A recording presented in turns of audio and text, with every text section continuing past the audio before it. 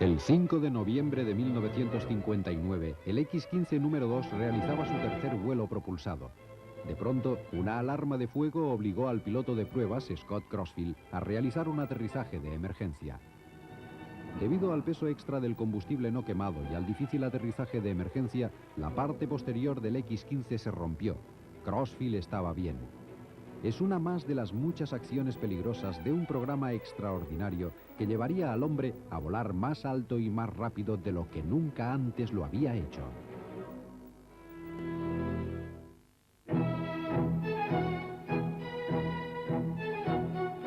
El Museo del Aire y del Espacio de la Institución Smithsoniana es el museo más visitado del mundo. Su colección cuenta con algunos de los aviones y naves espaciales más importantes de la historia. Naves diseñadas, construidas y pilotadas por hombres y mujeres que han contribuido a ensanchar las fronteras de la aviación.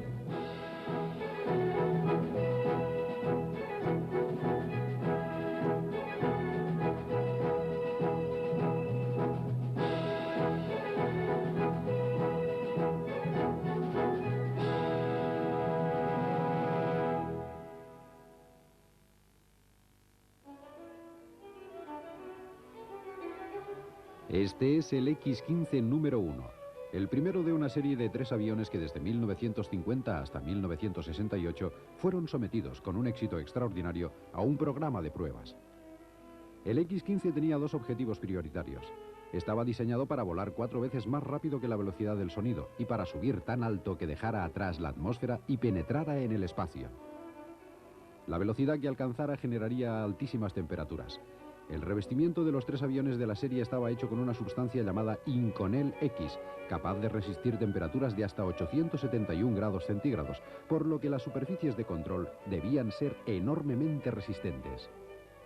Para volar fuera de la atmósfera disponía de varios controles a reacción, pequeños reactores que permitían variar la posición del avión una vez en el espacio. Cuando se probó a finales de 1958, el X-15 no se parecía a ninguno de los modelos construidos hasta entonces. La idea de volar desde la atmósfera hasta el espacio y regresar no era nueva. En la Alemania de los años 30, el doctor Eugene Sanger había propuesto una idea parecida. Un bombardero propulsado hasta el espacio por un cohete para desde allí ser lanzado a la atmósfera como una piedra en un lago, girando alrededor de la Tierra. Pero Scott Crossfield, que en los años 50 era un joven piloto de pruebas, tenía sus propias ideas acerca de los primeros orígenes del concepto X-15. Creo que el X-15 se originó durante un día de pesca con Walt Williams. Aunque algunas personas piensen de otro modo. Cuando regresábamos a casa después de aquel día de pesca, ya era muy tarde por la noche y 2 de nuestros compañeros dormían en el asiento de atrás del coche. Por la radio anunciaron el lanzamiento del cohete Viking con un empuje de 3.400 libras en Santa Susana. Naturalmente nuestra imaginación se disparó. Nos preguntamos qué podía hacerse con un avión tripulado con un motor capaz de generar un empuje de 3.400 libras. Y calculamos literalmente qué ocurriría en un sobre que saqué de la guantera del coche. Desde 1947, el programa para aviones X había aumentado cada vez más la velocidad hasta llegar al Mach 2 y sobrepasarlo. Era un territorio desconocido y las consecuencias podían ser desastrosas si no se extremaban las precauciones.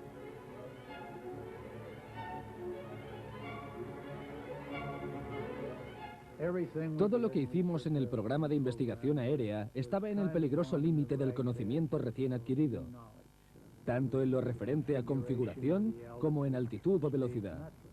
Y esta era la intención, aprender o experimentar aquello que creíamos conocer profesionalmente. El 12 de diciembre de 1953, cerca del 50 aniversario del primer vuelo de los hermanos Wright, Chuck Yeager se disponía a pilotar el X-1A más allá de Mach 2. A medida que aumentaba la velocidad hacia el Mach 2.3, se encontró inmerso en un fenómeno llamado bloqueo del control de alabeo, en el que las fuerzas producidas a gran altura y velocidad son demasiado fuertes para que el sistema de control las neutralice. Como resultado empezó a hacer volteretas, a balancearse y entró en barrena. Perdió el control, pero consiguió recuperarse después de caer 15.000 pies en menos de 50 segundos.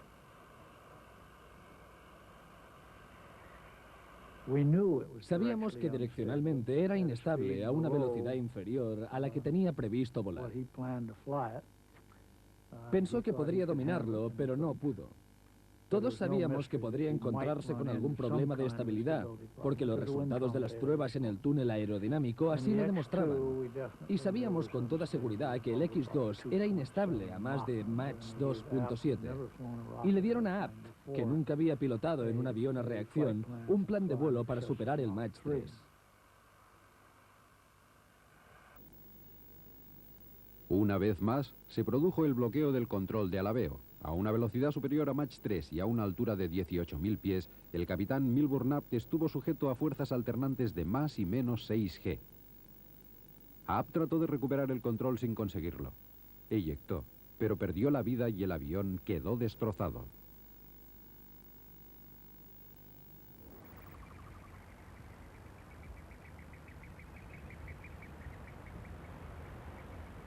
El X-15 iba a conseguir mayor altitud y velocidad que el X-1A o el X-2. Su sistema de control debía ser suficientemente potente para contrarrestar el bloqueo del control de alabeo y cualquier otra sorpresa que le aguardara. Por lo tanto, al construir el X-15, decidimos que fuera estable de por sí en todas las etapas del vuelo aerodinámico hasta el Mach 6.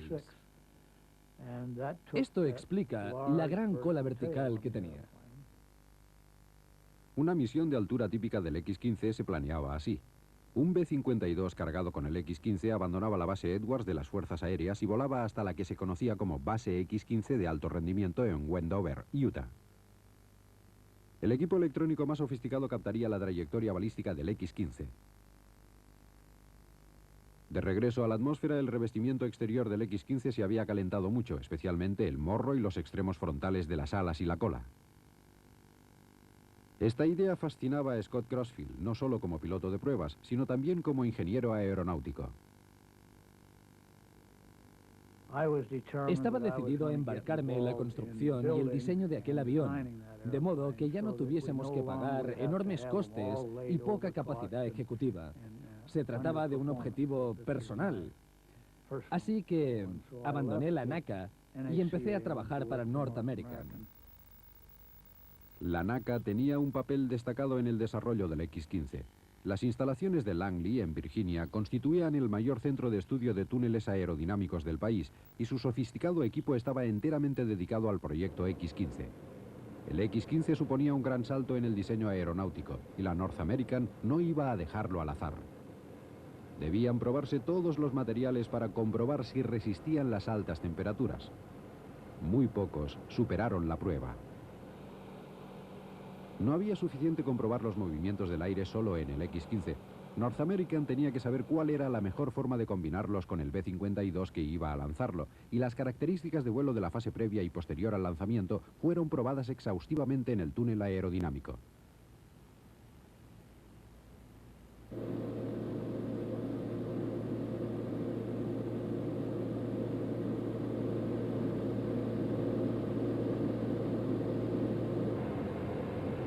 El X-15 trataría de alcanzar velocidades 3 veces superiores a las hasta entonces conseguidas en la atmósfera.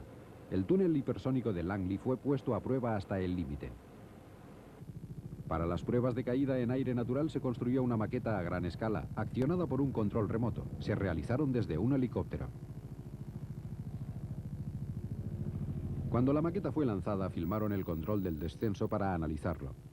Pero las características del vuelo no eran el único problema.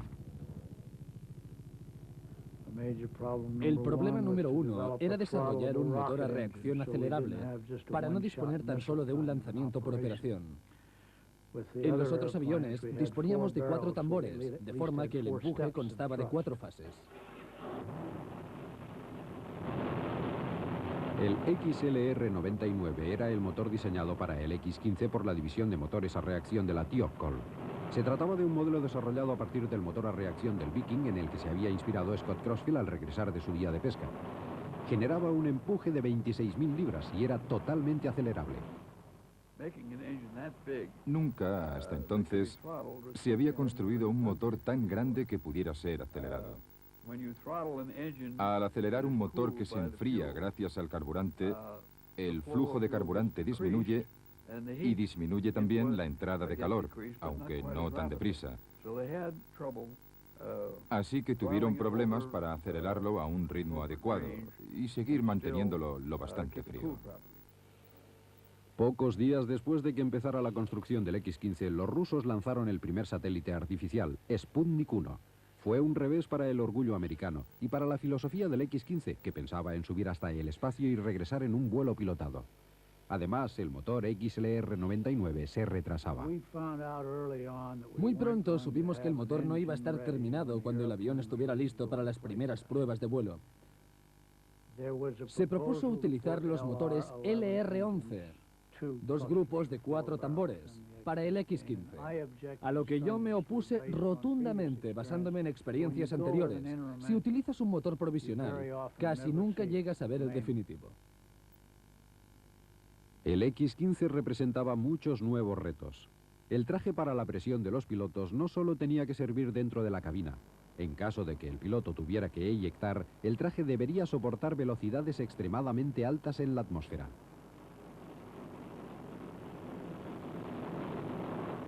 El traje se probó en una sala para astronautas a velocidades de hasta 1800 nudos por hora.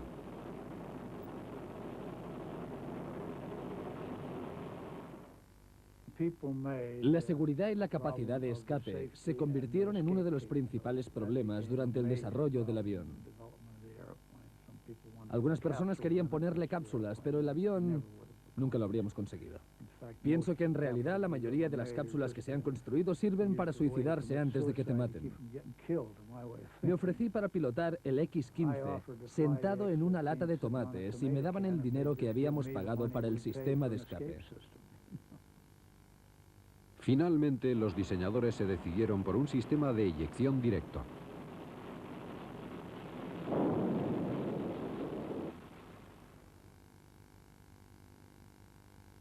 Al abrirse el paracaídas, el piloto se liberaba del asiento.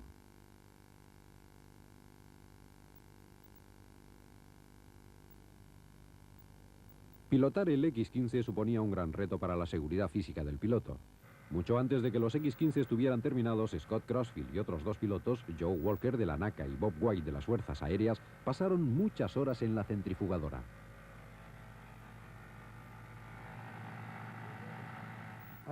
Probablemente yo he pasado más tiempo en la centrifugadora, trajes experimentales, en la cámara de presión y todo esto, que cualquier otro mortal.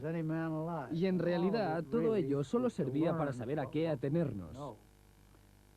Nunca lo hicimos como ahora, que todo es tan formal, tan académico, como en el caso de los astronautas o los pilotos. Y francamente, en aquellos tiempos, si tenías algún problema médico, te lo callabas. Éramos realmente buenos disimulando. Comparado con los modelos estándar actuales, el primer simulador X-15 todavía era muy rudimentario. No estaba diseñado para producir ninguna sensación física de vuelo. Su finalidad era proporcionar una amplia gama de respuestas instrumentales a las entradas de control, lo cual era un gran entrenamiento en misiones en las que el piloto apenas tendría ocasión de levantar la vista del panel de control. En aquel momento creía firmemente en los simuladores como forma de aprender procedimientos y sistemas. Pero mi opinión no coincidía con la de algunas personas que consideraban que debía practicar con el simulador 2 o 3 horas antes de cada vuelo. Yo no quería hacerlo porque todavía no sabíamos con certeza cuáles serían las características del X-15 y no quería coger vicios. Prefería enfrentarme directamente al avión en lugar de tener que olvidarme de determinados hábitos como... La dinámica de vuelo es lo que no quería aprender con el simulador. Existía otro tipo de simulador disponible para los primeros pilotos del X-15. Si el Lockheed F-104 estaba perfectamente configurado, utilizando alerones y un tren de aterrizaje extendido para aumentar la resistencia aerodinámica, fórmulas de aterrizaje parecidas a las ya diseñadas para el X-15, es que se podía pilotar. Scott Crossfield fue elegido para esta gran ocasión. Yo nunca había pilotado un F-104 y los muchachos de Edwards que formaban parte del programa de vuelo del F-104 pensaban que estaba loco. Y lo estaba. No iba a dejar que nadie aprovechara la ocasión para sentarse en mi cabina del X-15.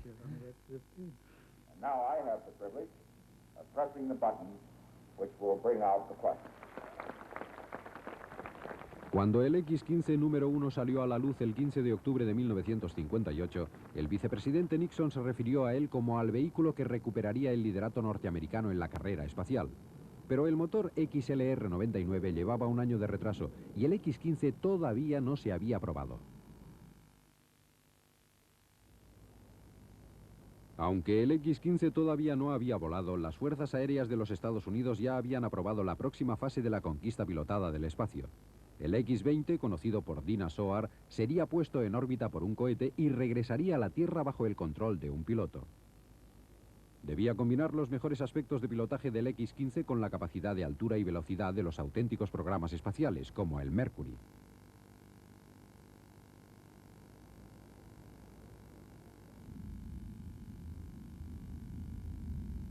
En verano de 1958, el Congreso había aprobado la Ley del Espacio, y solo 3 semanas antes de la presentación del X-15, el antiguo Comité Nacional de Asesoramiento Aeronáutico, NACA, fue sustituido por un nuevo órgano, la Administración Nacional del Aire y del Espacio, NASA. El principal objetivo de la NASA era enviar un hombre al espacio, y todos los programas espaciales, excepto el X-20, quedaron bajo su control. El X-20 seguía perteneciendo a las Fuerzas Aéreas.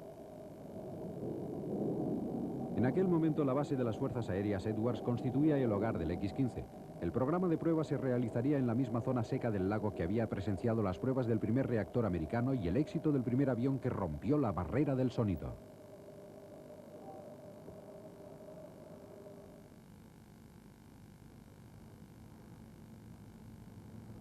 Los edificios que formaban la base para el programa del X-15 todavía siguen en pie en Edwards, un poco al norte de la base principal.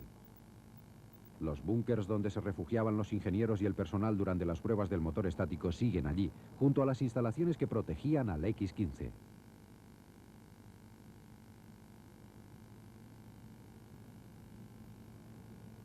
A causa del retraso del XLR-99, el primer X-15 se equipó con 2 motores XLR-11, el mismo motor que había permitido que Chuck Yeager y su X-1 rompieran la barrera del sonido más de 10 años atrás. El programa de pruebas de vuelo se inauguró oficialmente el 19 de marzo de 1959, pero había retrasos y la moral de los hombres se resentía. El 8 de junio, Scott Crossfield despegó bajo el ala de un B-52 dispuesto a intentar otro vuelo sin motor. Piloté el avión sin ningún propulsor a bordo, solo para acostumbrarme al aparato. En realidad resulta bastante interesante. El tiempo de vuelo era de 3 minutos 58 segundos, y en ese tiempo debí aprender todo lo que tenía que saber para aterrizar por primera vez.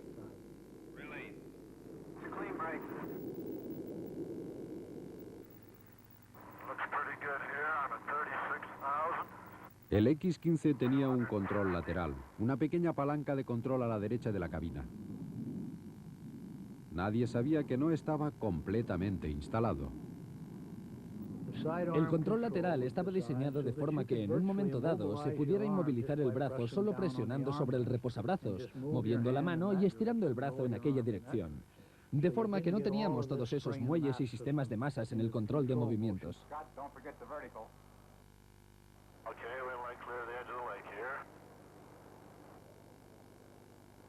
Crossfield podía haber preferido usar la palanca de mando, pero le pareció una buena ocasión para probar el control lateral.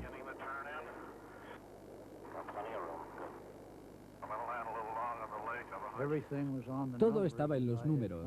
Como había planeado, intenté levantar el morro para frenarlo. Y entré en lo que parecía ser la típica inestabilidad estática. Crossfield era un piloto con muchísima experiencia y sabía que su situación era grave. Seguí subiendo. Empecé a picarlo y siguió bajando. Y entré en una oscilación con movimientos bastante amplios y en ángulo de ataque. Había intentado aterrizar a 321 nudos, pero no fue hasta que llegué a 266 que conseguí estabilizarlo. De modo que pude poner los patines sobre el suelo al final de aquella oscilación. De lo contrario, se habría echado todo a perder.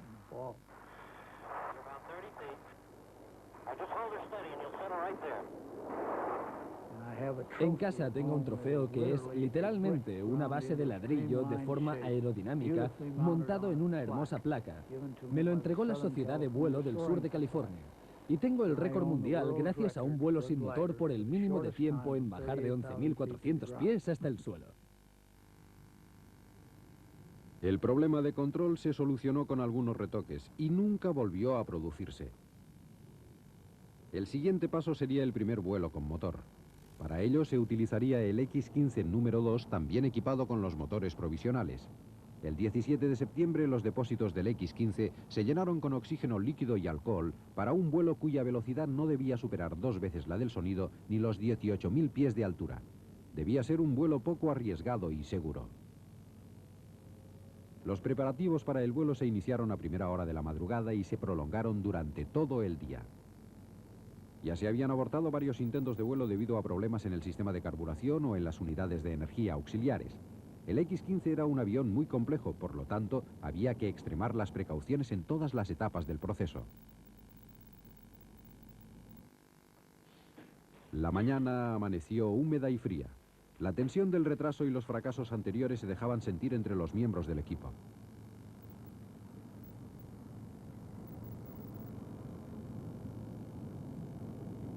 Como todos los aviones a reacción desde el X-1, el X-15 era una bomba en potencia con sus mezclas de combustible volátil. Crossfield había acordado que en caso de emergencia el X-15 sería abandonado para evitar que la tripulación del B-52 sufriera ningún daño.